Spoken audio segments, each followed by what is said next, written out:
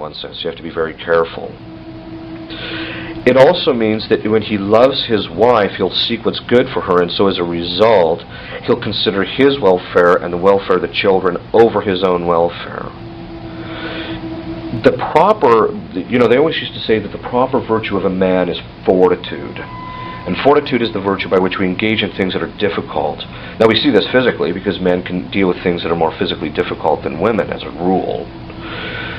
But it principally has to be something more internal.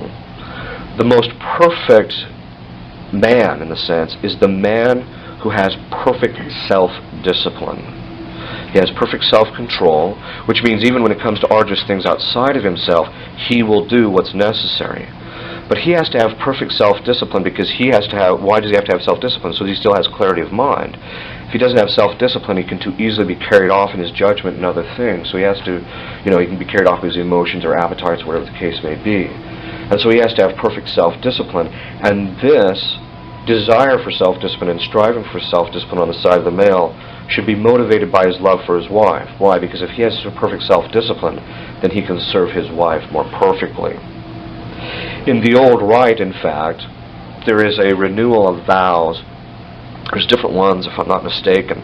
But in one of them, it makes the observation that the principal thing that a husband does is to give his life for his wife and children. St. Thomas says that the principal end of the virtue of fortitude is to be able to sustain death. That is, a person can valiantly enter into death for the sake of the good. And this is why, in the context of the family, he has to be willing to give his life for his children, and this comes in two ways. One, obviously, it can come and for his wife. It can come in the way of if he's willing to protect his wife and children, and to the point of willing to die for them for their well-being. That is, in fact, his obligation before God.